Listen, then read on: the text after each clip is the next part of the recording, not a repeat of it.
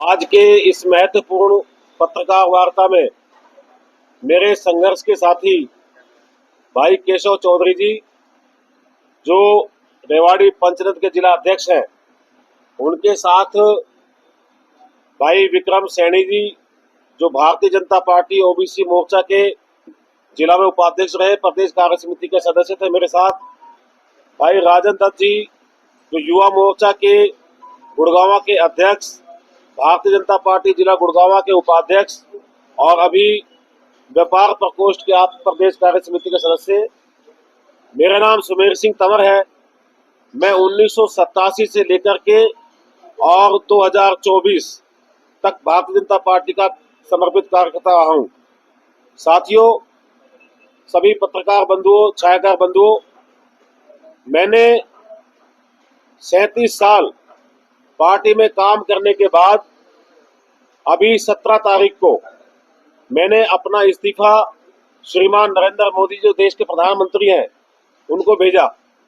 अब उसकी जो कॉपी है वो श्रीमान मोहन भागवत, जो संघ के प्रमुख है, हमारे राष्ट्रीय संगठन महामंत्री PL संतोष जी, राष्ट्रीय अध्यक्ष श्री JP नड्डा जी, मनोहर लाल जी, हरियाणा के मुख्यमंत्री नायब सिंह सैनी, प्रदेश के अध्यक्ष मोहनलाल बड़ोली जी और संगठन मंत्रियों प्रभारियों को भी मैंने अपना इस्तीफा भेजा है।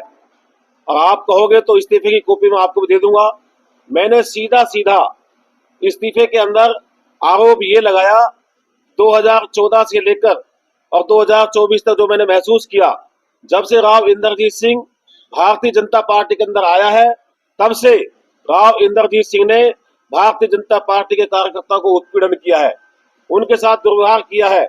और मैं सीधे सीधे कहूं कि उन्होंने ऐसे भारतीय जनता पार्टी के समर्पित कार्यकर्ताओं का, जो 30 साल से, 35 साल से, 40 साल से, क्योंकि स्वयं आपके सामने मैं बैठा हूं, मैं भुगतभोगी हूं, हमारे जैसे दक्षिण हरियाणा के अंदर सैकड़ों हजारों कार्यकर्ताओं का उन्होंने राजनीतिक हत्या की है।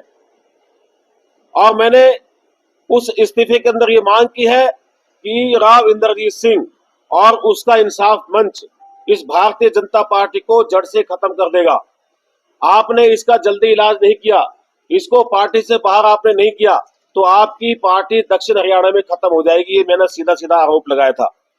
उस इस्तीफे के अंदर मैंने ये भी कहा कि भी जो दक्षिण हरियाणा के अंदर गुड़गांव से लेकर के अटेली तक जितने भी लोग चुनाव लड़ रहे हैं, वो सारे के सारे लोग भारतीय जनता पार्टी के कार्यकर्ता नहीं है।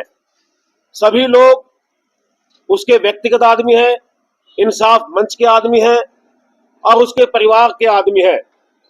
हमारे गुड़गांव से मुकेश शर्मा जो चुनाव लड़ रहा है, 2014 में इसी व्यक्ति ने, जब इसको टिकट नहीं दिया गया, तो ऑन रिकॉर्ड वो वीडियो सबके पास उपलब्ध है, उसने सरेआम भारतीय जनता पार्टी को गालियां बकी, उसने राष्ट्रीय अध्यक्ष के प्रति अपमानजनक शब्द कहे, उसने श्रीमान राजनाथ सिंह जी के बारे में, देश की बहुत बड़ी नेता आज हमारे बीच में नहीं है, बहन सुषमा स्वराज जी के बारे में, और हरियाणा के बहुत ही बड़े कद्दावर नेता जो भारतीय जनता पार्टी के पूर्व प्रदेश अध्यक्ष रहे हैं, भारतीय जनता पार्टी के संस्थापकों में से रहे हैं, उस समय वो प्रदेश के अध्यक्ष थे।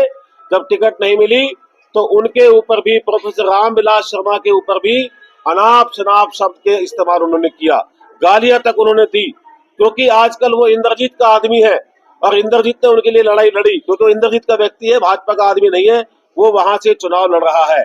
मेरी पूरी की पूरी टीम 700 750 जो पार्टी के जो बूथ पे बैठने वाले लोग थे, हमने सामूहिक रूप से इस्तीफा दे करके, और हमने वहां आजाद उम्मीदवार के रूप में जो व्यक्ति चुनाव लड़ रहा है, नवीन गोयल, हमने उसको समर्थन दिया।